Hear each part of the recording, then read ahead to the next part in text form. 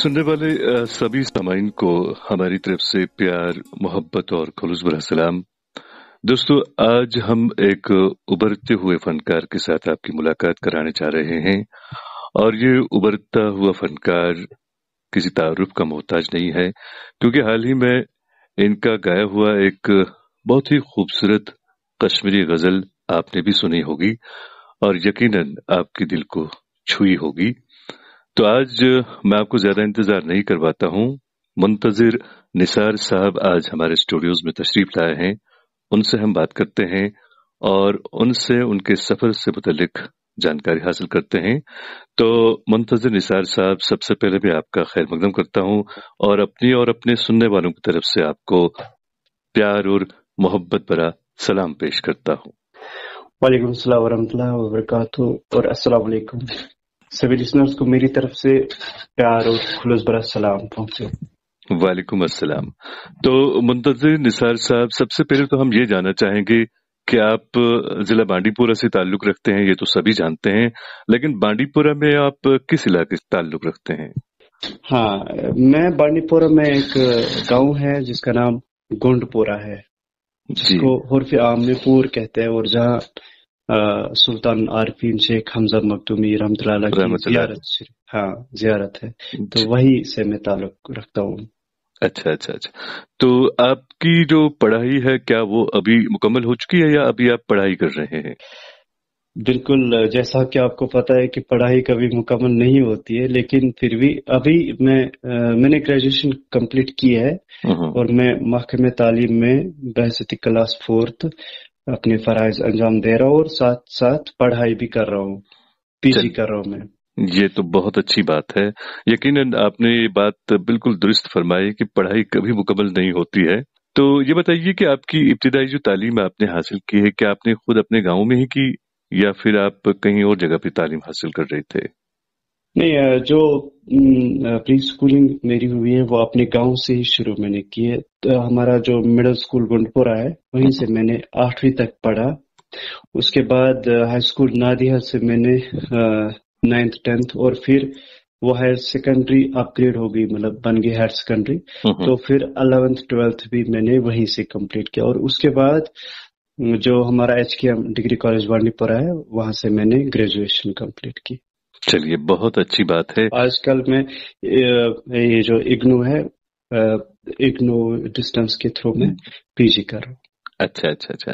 तो ये बताइए कि संगीत के हवाले से आपकी जो आपका रुझान है, क्या आप बचपन से ही संगीत पसंद करते थे? असल में ये है कि जैसा कि आपको पता होगा या लिसनर्स को भी पता होगा, मैं एक VI हूँ, विजुअली इम्पेयर्ड। तो उस हिसाब से हमें आवाजों की दुनिया से ही ज्यादा लगाव होता है और हम आवाजों की दुनिया में ही ज्यादा रहते हैं। और हमारे यहाँ अक्सर जो जियारत है, हम जियारत के पास ही रहते हैं, तो अक्सर नात मुनाजात की महफिलें तो सजती रहती थी यहाँ पे। तो एक और वजह ये हुई, ये गाहे बगाहे ये चीजें होती थी। लेकिन जहाँ पे मेरा नानी हाल है, वहां पास ही में एक गुलूकार है जो बांडीपुरा के बहुत मशहूर गुलूकार रहे हैं, मोहम्मद अब्दुल्ला नजार साहब। वो फोक गुलूकार है। तो उनके घर में अक्सर महफिलें हुआ करती थी और मेरा अक्सर आना जाना वहां रहता था। तो मैं उन चीजों के साथ छेड़ता था, कभी हारमोनियम के साथ, कभी सारंगी के साथ, कभी मटके के साथ, कभी रबाब के साथ। तो फिर उन्हें जो है, मैं एक दिन वो मुझसे मिले और बोला कि कुछ बात हुई, तो फिर उनने मुझे हारमोनियम थमा दिया एक दिन हाथ में, बोला कि ये गजल बजाओ। ये रेडियो पे चल रही थी उस टाइम, आई आधुनिक मदानो पादन पे मैदमा बे, रहम साहब का जो कलाम रशीद फराज साहब ने गाया। तो मैं मन ही मन हंसता रहा और सोचता रहा कि मैंने कभी ये हाथ तक भी नहीं लगा, मैं कैसे बजाऊंगा इस पे। तो फिर मैंने जैसे तैसे करके वो थोड़ा सा उसको, मैं क्या बजाता उस टाइम मुझे तो पता ही नहीं था कुछ। तो ये सिलसिला आगे बढ़ता रहा। उन्होंने बोला कोई बात नहीं, आप सीखोगे। तो मैं चाय पीता था, खाना खाता था, तो मैं ऊपर चला जाता था रूम में, उसके साथ करता था छेड़खानी। अच्छा तो अच्छा। जैसे तैसे जहां मुझे दिक्कतें आती थी तो मैं उसको बताता था, तो वो बोल रहा था कि आप ऐसे ही सीखोगे, हम्म। अगर आप मुझे पूछते रहोगे और ये चीजें तो आप ऐसे सीखते रहोगे। तो वो मेरे पहले उस्ताद रहे हारमोनियम में। अच्छा अच्छा। तो यहाँ से सफर शुरू हुआ। जी जी। तो कहते हैं ना कि अगर आपके मन में लगन है तो यकीनन आप मंजिल पे पहुंच ही जाते हैं। हम्म। तो जाहिर सी बात है आप में लगन थी। अच्छा, ये मुझे बताइए कि आप भी जानते हैं बांडीपुरा एक हिसाब से रिमोट एक एरिया है। यहाँ हम्म। पे उतने सारे वसाइल नहीं होते हैं। जैसे कि हम बांडीपुरा की अगर बात करें, अभी भी हमारे बांडीपुरा में बहुत से ऐसे उभरते फनकार हैं जिनकी आवाजें या मुख्तलिफ फील्ड में वो बहुत अच्छा करते हैं। लेकिन शायद यहाँ पे हमारे पास वो कमी है इस चीज की कि उन्हें यहाँ पे मौका नहीं मिलता है या उन्हें यहाँ पे सिखाने का कोई ऐसा साधन नहीं है। हाँ। अल्लाह की कह सकते हैं मेहर थी आपके कि आपके बगल में एक फोक गुलकार थे जिनसे आपने एक हिसाब से शुरुआत की सीखने की। हम्म। लेकिन हम्म। आइंदा आप इसमें कैसे आपने सीखा, किस तरह की दुश्वारियां आपको मेरे। सही बात, जी। यही मैं बोलने वाला था। हम्म। हाँ। तो आगे हुआ यूं कि फिर मैंने ये सिलसिला, जब मैं तकरीबन चौथी पांचवी में पढ़ता था, तो फिर स्कूल में ऐसे जो हमारे लोकल टीचर्स थे यहाँ उन दिनों, तो वो मैडम थी या सर थे, वो मुझे अक्सर प्रेयर पे उठाते थे नात पढ़ने के लिए। मैं नात खानी भी करता हूँ, तो वो मुझे उठाते थे प्रेयर पे। तो वो मुझे बहुत सराहते थे और नात कॉम्पिटिशन्स में भी गया। फिर हायर सेकेंड जब मैं हाई स्कूल पहुंचा तो वहाँ एक नात कंपटीशन हुआ, जोनल लेवल पे, फिर डिस्ट्रिक्ट लेवल पे, फिर स्टेट लेवल पे, और वो मैंने जीत लिया। तो उसके बाद मुझे लगा कि नहीं, जो मैं कर रहा हूँ वो ठीक नहीं है, मुझे इससे आगे थोड़ा सीखना चाहिए। मुझे नहीं पता, मैं हारमोनियम तो बजा लेता हूँ लेकिन मुझे नहीं पता कि ये क्या चीज है। तो फिर जो है, मैं श्रीनगर गया। राजा बिलाल है वहाँ एक आर्टिस्ट, बहुत अच्छे गुलकार है, जो मेरे उस्ताद रहे और जिन्हें मुझे हमेशा सपोर्ट किया।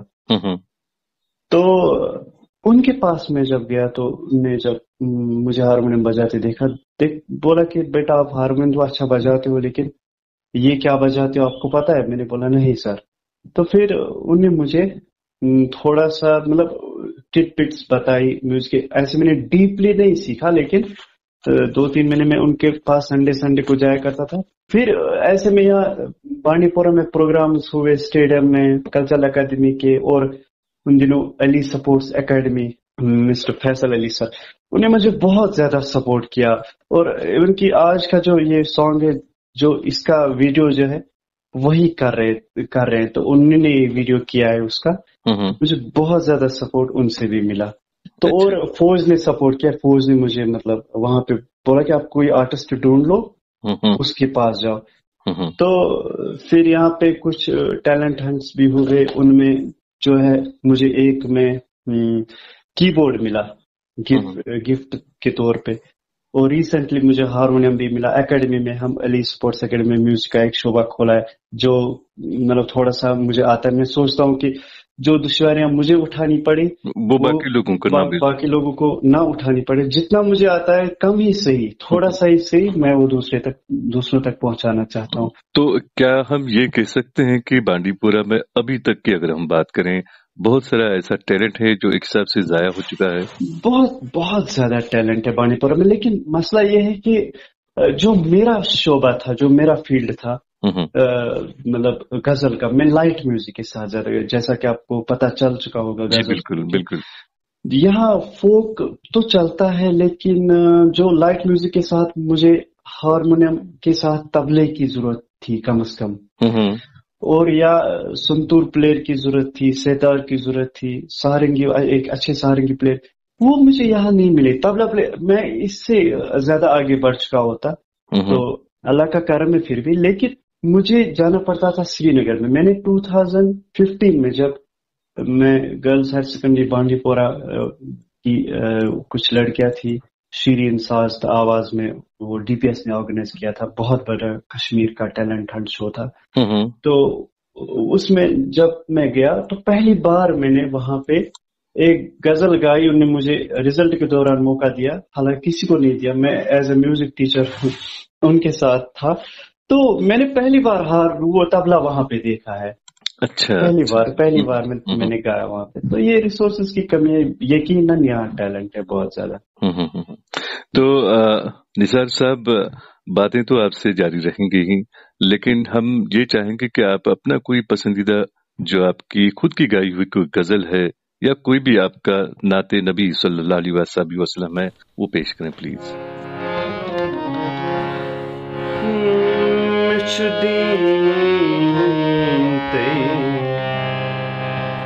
ईमान बस सरकारे दो आलम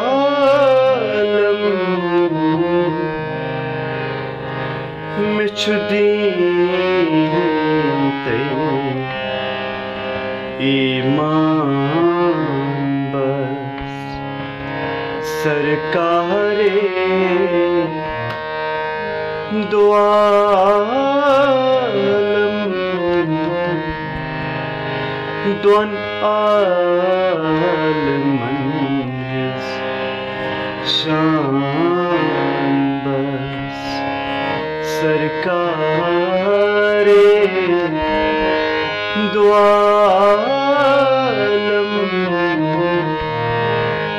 मिछुदीन ते ईमान बस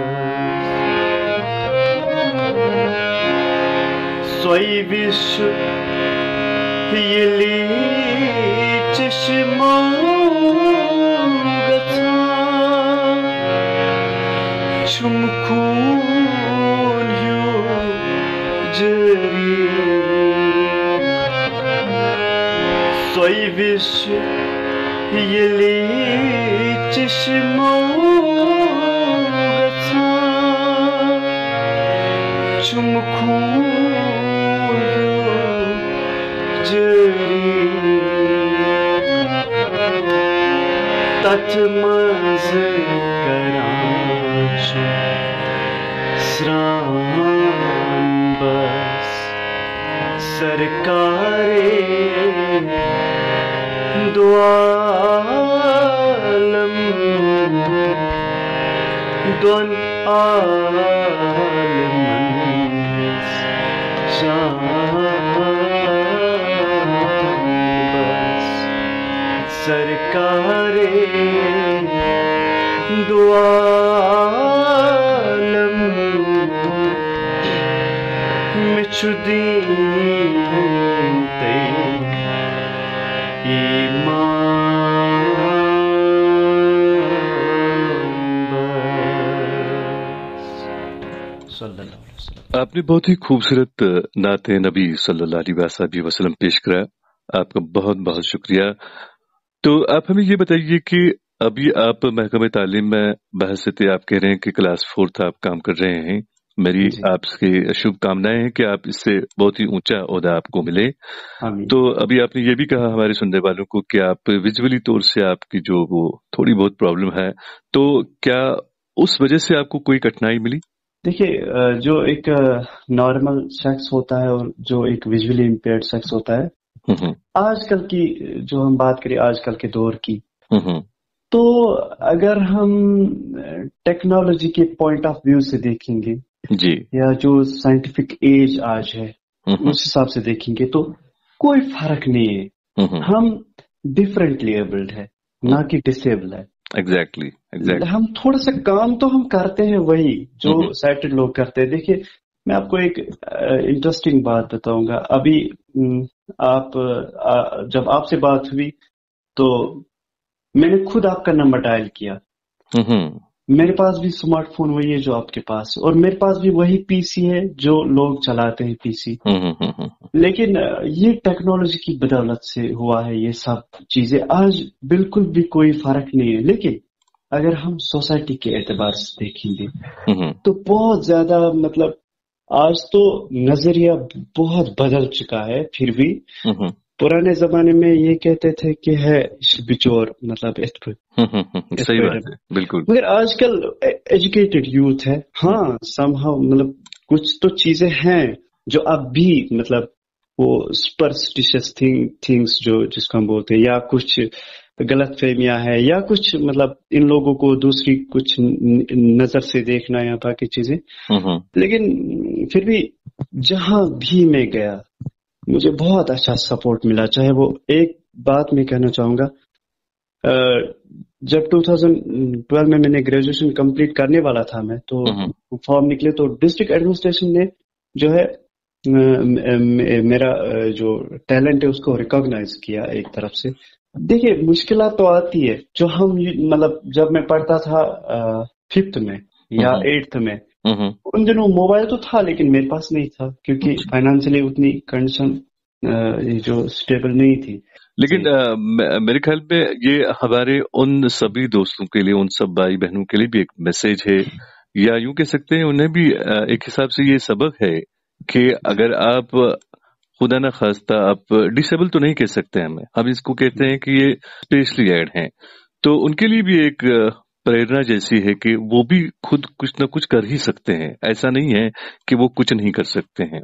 आपकी मिसाल उनके लिए है आप, क्योंकि एक दूर दराज जिला की बांडीपुरा से, जहाँ पे मतलब साधन भी नहीं है ज्यादा से, फिर भी आप यहाँ इस मुकाम तक पहुंचे, ये आपकी लगन और मेहनत का ही फल है, और लोगों ने भी आपकी आवाज को काफी ज्यादा सराहा है। तो आप मुझे ये बताइए कि अगर हम हमारे वादी कश्मीर की बात करें, काफी ज्यादा गुलकार हैं यहाँ पे। अगर हम कश्मीरी जुबान की बात करें, कश्मीरी जुबान के गाने वाले बहुत सारे गुलकार हैं। पुराने गुलकारों की बात करें तो गुलाम नबी शेख साहब हैं, राज बेगम है, या इसी तरह से बहुत सारे लोग हैं। तो इनमें से किन की आवाज आपको बहुत ज्यादा पसंद है? देखिए, जब मैं हारमोनियम हाथ में लेता था तो जब कोई और गजल चलती थी तो मैं नहीं बजाता था, जैसा कि जिक्र हुआ। लेकिन जब गुलाम नबी शेख साहब की गजलें चलती थी तो मैं हारमोनियम बजाता था। और मेरा हारमोनियम बजाने का ढंग जो है वो, मैं तो ये तो नहीं कह सकता हूँ कि ये तो मतलब सूरज के सामने दिया रखने के बराबर होगा। ये तो नहीं कहूंगा कि मैं उनकी मतलब थोड़ा सा उनकी वो लय पकड़ के मैं हारमोनियम बजाने की कोशिश करता हूँ, क्योंकि मेरे बचपन से फेवरेट रहे हैं वो। अच्छा, शेख साहब। जी जी। हाँ, तो मैं ये जरूर चाहूंगा कि गुलाम नबी शेख साहब की आवाज में आपका कोई पसंदीदा नगमा हो जाए। गाहे गाहे गाहे गाहे गाहे गाहे गाहे şu asan de bizes gahe şu adan de bizes.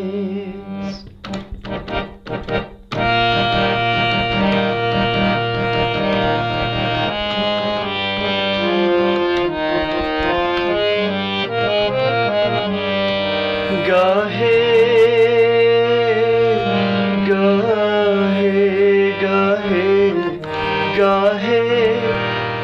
şu asan de bizes gahe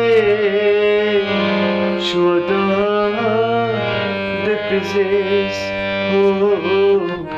suçu az titti tahni wat chay uçan de bizes gahe gahe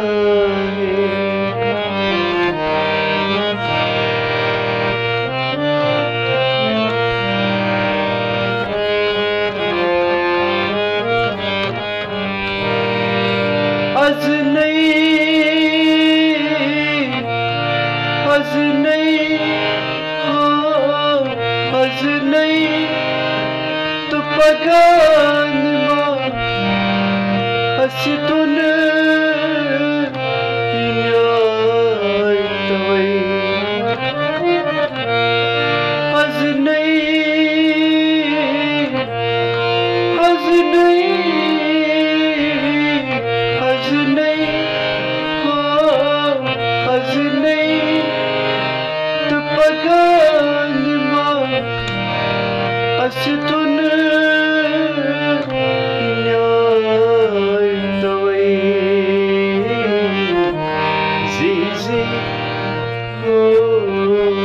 zizi çumaran de pizes mari mari şajan de pizes oh gahe şu asan de pizes gahe şu adan de pizes oh suçu azı tititi tahri watchan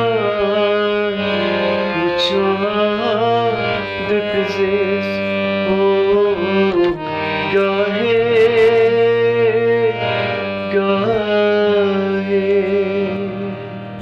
शुक्रिया। बहुत खूब, बहुत खूब। माशाल्लाह आपकी आवाज इतनी सुरीली है कि जी करता है कि बस आपकी हम ये गाने ही सुनते रहें, लेकिन क्या करें, हम ये भी चाहते हैं साथ साथ कि आपके साथ बातें करें और आपकी जो कठिनाइयां आपने झेली हैं, जो आपने बहुत सारे एक हिसाब से मसाइल झेले हैं यहाँ तक पहुंचने के लिए, वो भी हम आपसे थोड़ा बहुत आप हमसे शेयर करें और हमारे सुनने वाले भी उनको सुने। तो जैसा कि आप जानते हैं, हमारे जो सुनने वाले हैं वो भी अब जानते हैं कि आप विजुअली इम्पेयर्ड हैं। तो ऐसे में जब कभी आप हारमोनियम आपने बजाना है, या अगर आप यूं कह सकते हैं कि खुद की आपने रिकॉर्डिंग करनी है लैपटॉप या कंप्यूटर चलाने वगैरह उन पे, ये सारा कुछ आप कैसे करते हैं?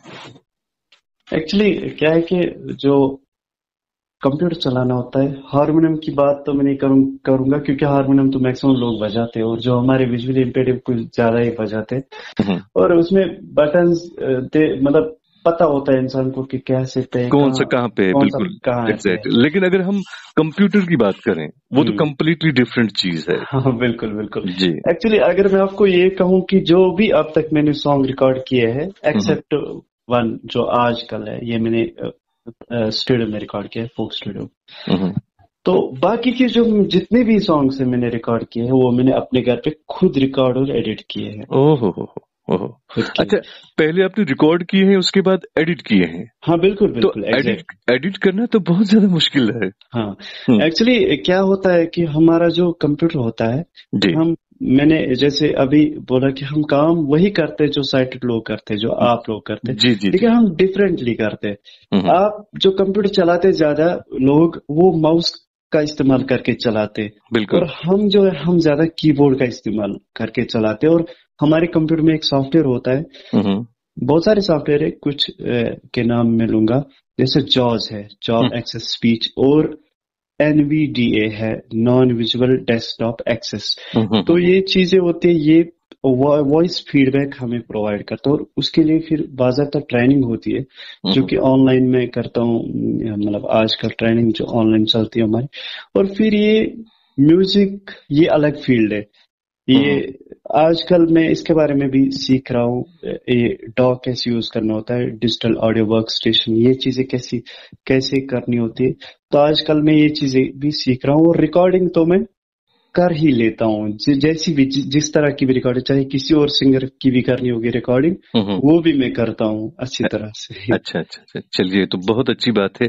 अच्छा, जैसा कि आप भी जानते हैं, सभी जानते हैं कि जब भी आप म्यूजिक के हवाले से बात करते हैं, गुलकारी के हवाले से बात करते हैं, रियाज काफी ज्यादा करना पड़ता है, क्योंकि रियाज के बगैर मुझे नहीं लगता है कि आप जैसी आवाज जो अभी हम सुन रहे हैं ये पॉसिबल है। तो रियाज आप कैसे करते हो, कब करते हैं, किस माहौल में करते हैं? क्योंकि यहाँ जब हम बांडीपुरा की बात करें, यहाँ आपको मैं पहले भी कह चुका हूँ कि वसाइल नहीं है, तो आप रियाज कहाँ पे करते हैं? क्या कोई स्टूडियो है आपके पास, या कोई ऐसे दोस्त लोग वगैरह हैं जिनके साथ मिलकर आप, जैसे कि रियाज में भी आपने तबले की जरूरत है या सारंगी की जरूरत है, तो कैसे करते हैं आप ये? एक्चुअली रियाज के बारे में मैं ये कहूंगा कि रियाज करना एक आर्टिस्ट के लिए बहुत ज्यादा जरूरी है। जैसे कि मतलब इंसान के लिए, किसी आम इंसान के लिए पानी की जरूरत है, वैसे ही एक आर्टिस्ट के लिए रियाज की जरूरत है। बिल्कुल सही। और रियाज अगर मैं अब अपनी बात करूंगा तो मैं बहुत कम रियाज करता हूँ, क्योंकि रियाज जो है इसके लिए बहुत सारी चीजों की जरूरत होती है। वैसे हारमोनियम तो मेरे पास हारमोनियम नहीं था इससे पहले, बहुत पहले था, तो अब मेरे पास नहीं था हारमोनियम, वो खराब हो गया था, अब मिला है मुझे। अब मैं रियाज थोड़ा थोड़ा करता हूँ। और मेरे पास अब कीबोर्ड जो है, कीबोर्ड में तबला है या तानपुरा जिसको बोलते हैं जी वो जी है, जी। उसका इस्तेमाल करके। और आजकल कुछ एप्लीकेशंस भी आती है जो हम्म। पेड एप्लीकेशंस होती है, जी। तबला विद तानपुरा, वो मैं करता हूँ यूज। और मेरे पास कोई स्टूडियो नहीं है, बिल्कुल अलग से मैंने बस एक चैम्बर, एक रूम बनाया है अपना तो अच्छा। उसमें मैं बैठता हूँ अक्सर, तो वहां पे ही मैं थोड़ा थोड़ा रियाज करता हूँ जी। हम्म। नहीं, मुझे लगता है कि अब बांडीपुरा में भी म्यूजिक के हवाले से अगर देखा जाए काफी इम्प्रूवमेंट कह सकता हूँ मैं हुई है, क्योंकि हमारे एक दाची गांव के गुलूकार हैं, शायद आप भी उन्हें बिल्कुल जानते बिल्कुल, होंगे। हाँ हाँ बिल्कुल। उन्होंने शायद नोपुरा बांडीपुरा में एक स्टूडियो खोला हुआ है। पहले तो ऐसा नहीं था, लेकिन अब धीरे धीरे ये चीजें अब खुलने लगी हैं। और मुझे लगता है कि आने वाला जो यूथ है जो इस फील्ड से ताल्लुक रखते होंगे, उनके लिए काफी आसानियां पैदा होंगी।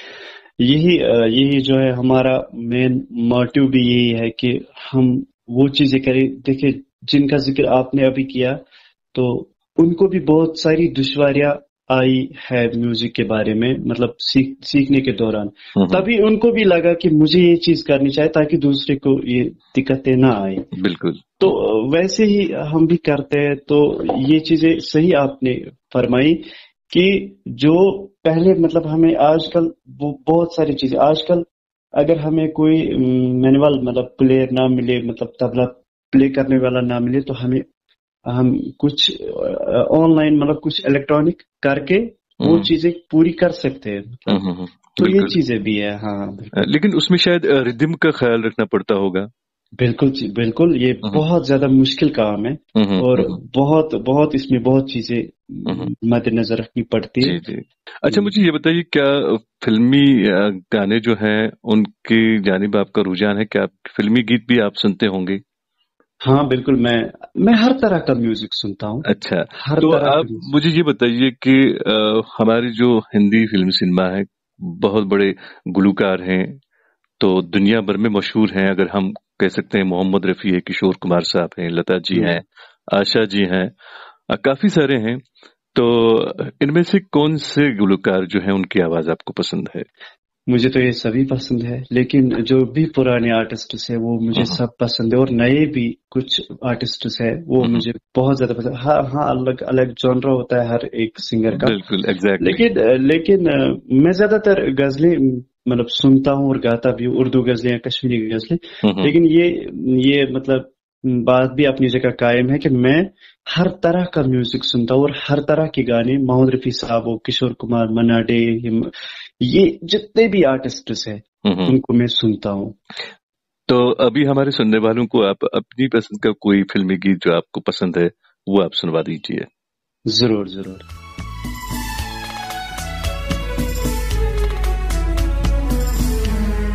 जब कोई बात बिगड़ जाए, जब कोई मुश्किल पड़ जाए, तुम देना साथ मेरा ओ हमनवा। जब कोई बात बिगड़ जाए, जब कोई मुश्किल पड़ जाए, तुम देना साथ मेरा ओ हमनवा। न कोई है न कोई था जिंदगी में तुम्हारे सिवा, तुम देना साथ मेरा ओ हमनवा। तुम देना साथ मेरा ओ हमनवा।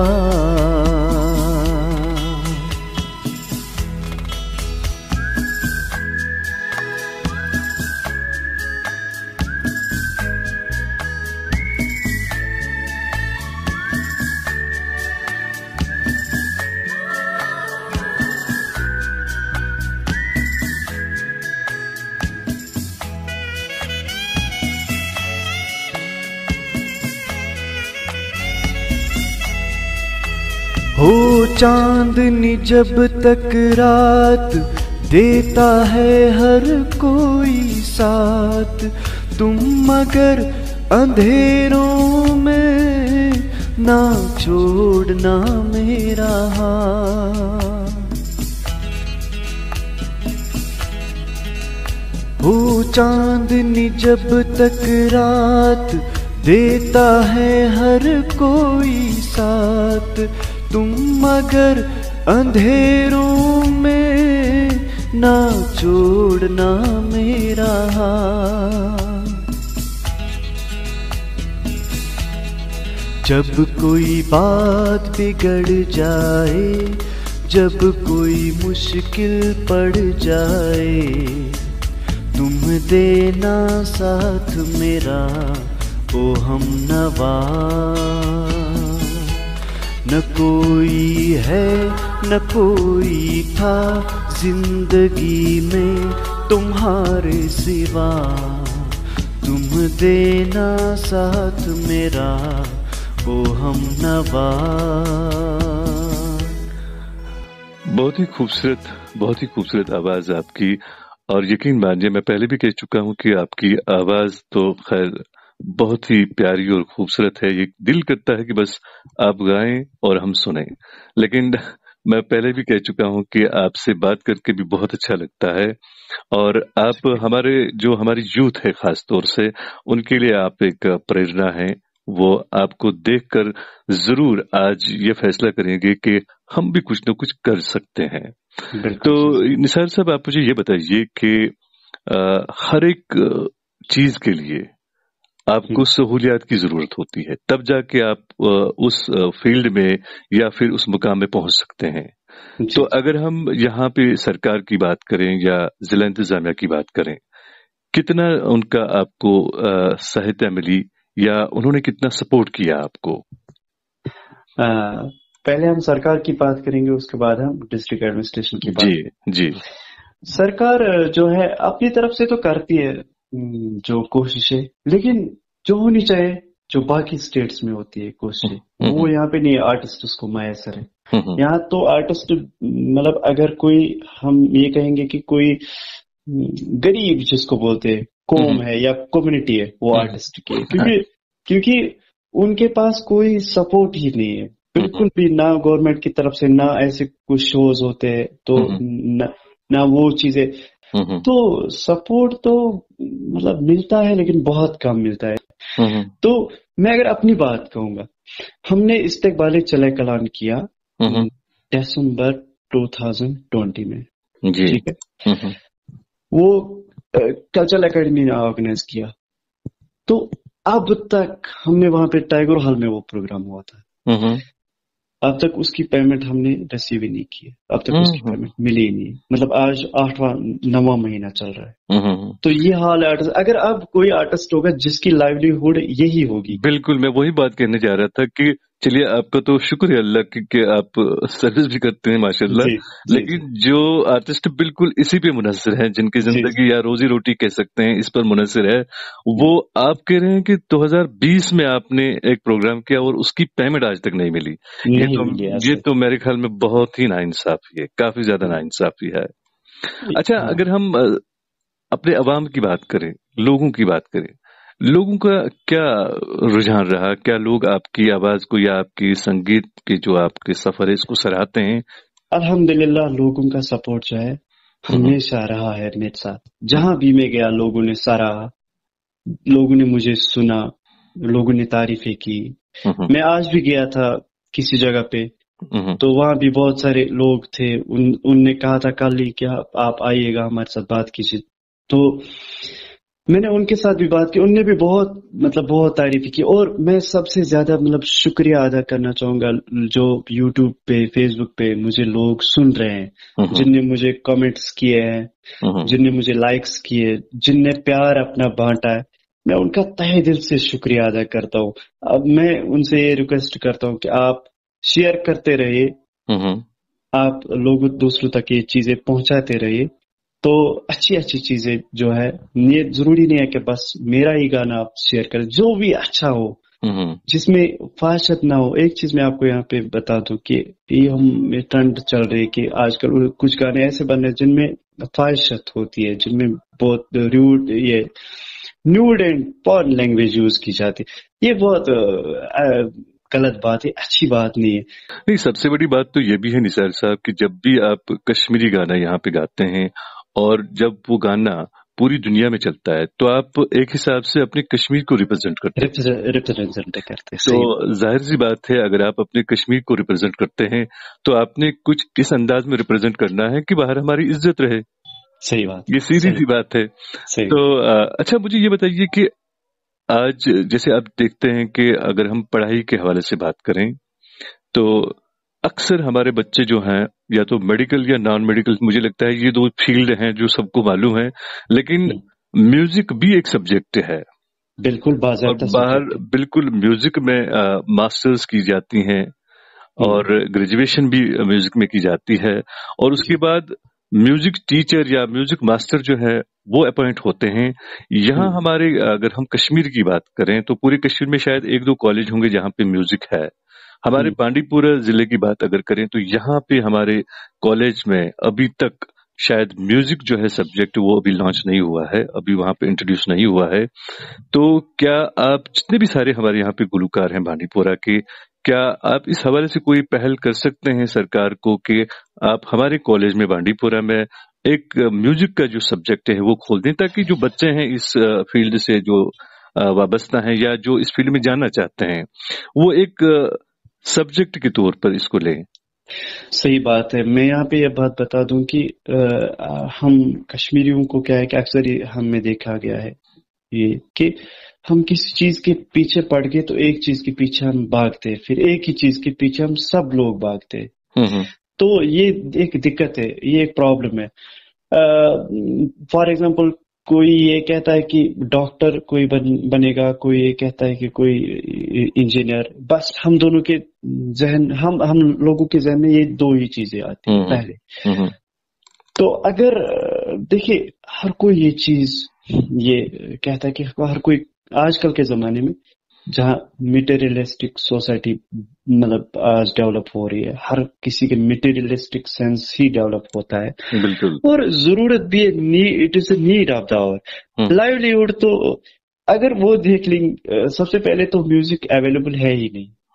हमने बहुत बार कोशिश की, मतलब मैं अपनी बात नहीं कर रहा हूँ, ये बहुत सारे जो जितने भी कश्मीर के बड़े बड़े आर्टिस्ट है उनने कोशिश की पहल। आज तो आपको पता ही है, उन्होंने पहले कोशिश की कि एक मतलब बहुत जगहों पे म्यूजिक हो अवेलेबल एज अ सब्जेक्ट। बिल्कुल। लेकिन उस पे ज्यादा कुछ ध्यान नहीं दिया गया गवर्नमेंट की तरफ से। लेकिन अब इंशाल्लाह अब उम्मीद है कि अब होगा, और हम जितना हमारे बस में होगा बांडीपुरा के लिए हम करेंगे।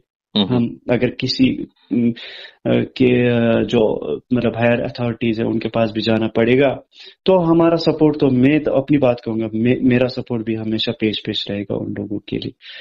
जी, तो चलिए, हम आपका बहुत बहुत शुक्रिया अदा करते हैं कि आपने अपने कीमती वक्त में से वक्त निकालकर हमारे इस प्रोग्राम की इज्जत बढ़ाई।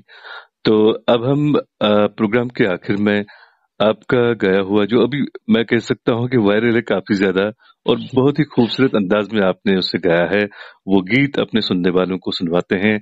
और मैं आपसे इजाजत चाहूंगा, इस खूबसूरत गीत के साथ अपने सुनने वालों से भी इजाजत चाहूंगा, और मैं अल्लाह से दुआ करूंगा कि आप इससे और ज्यादा खूबसूरत गीत हमारे लिए पेश करें। आपका बहुत बहुत शुक्रिया। हाँ, लास्ट पे मैं ये बात कहना चाहूंगा कि आपका भी बहुत बहुत शुक्रिया, आपने मुझे अपने शो में दावत दी, तो आपका बहुत बहुत शुक्रिया। शुक्रिया। फलवा कुरनस लोलन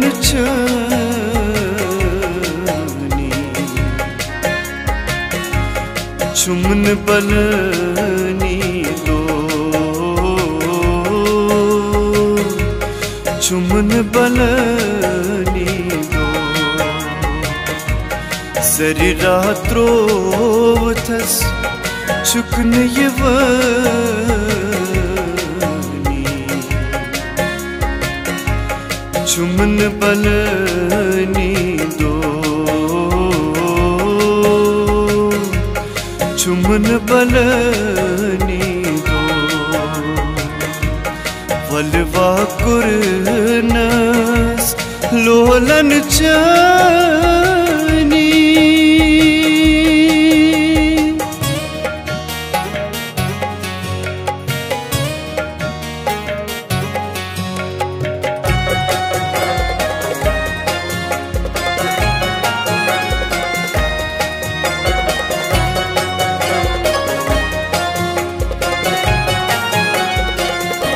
यन दूर हम तन चुस्वदनी ज़हमतो तंगोश हो यन दूर हम तन चुस्वदनी ज़हमतो तंगोश ज़हमतो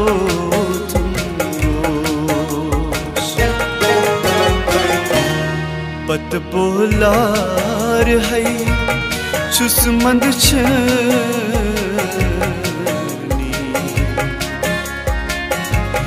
चुमन बलनी दो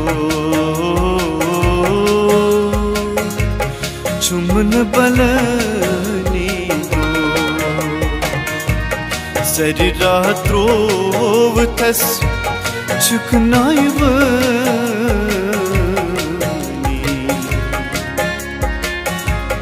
चुमन बलनी दो चुमन बलनी दो फलवा कुरनस लोलन जानी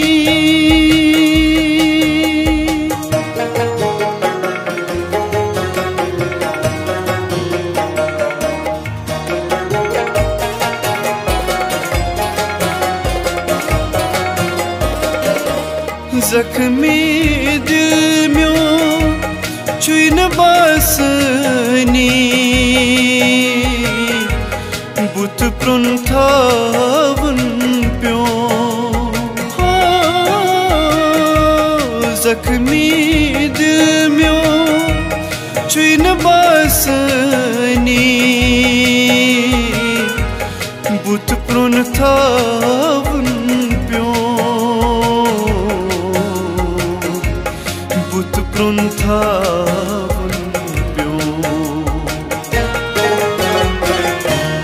हनी हनी रूदुम रंग में डलनी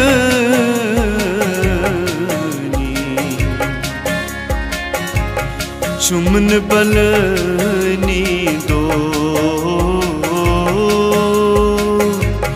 चुमन बलनी दो सरी रात्रोव थस चुकनाई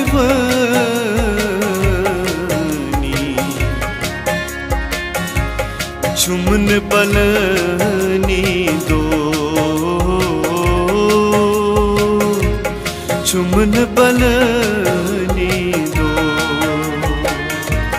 फलवा कुरनस लोलन जानी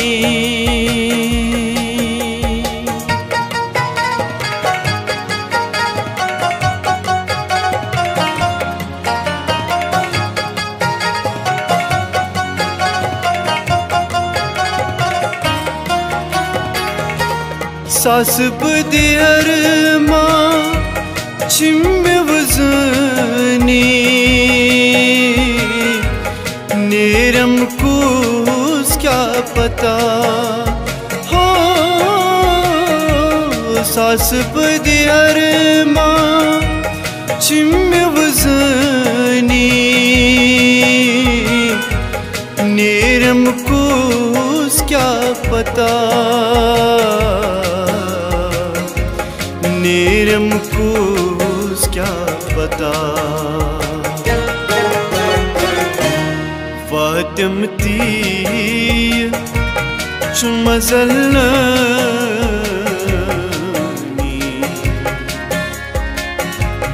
चुमन बलनी दो चुमन बलनी दो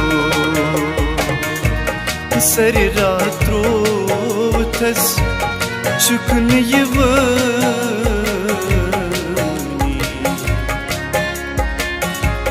चुमन बलनी दो चुमन बलनी दो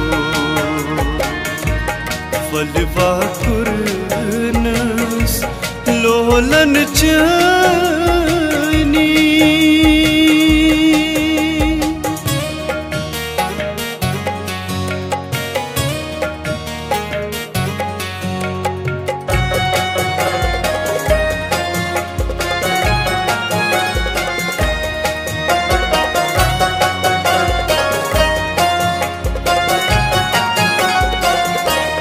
गुलशन करी है तारीफ चनी कति अंतिम अल्फाज हो गुलशन करी है तारीफ चनी कति अंतिम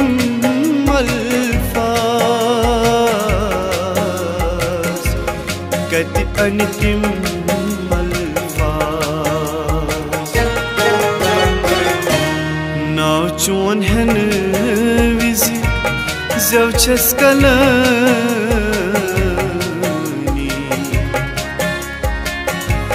चुमन बलनी दो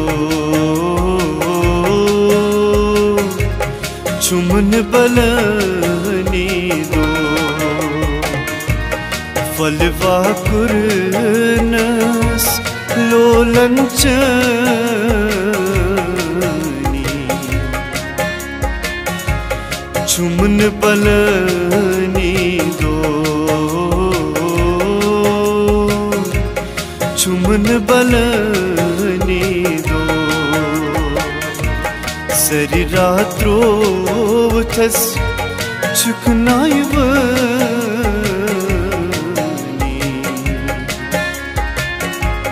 चुमन बलनी दो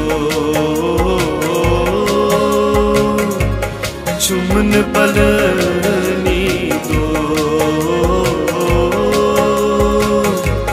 चुमन बलनी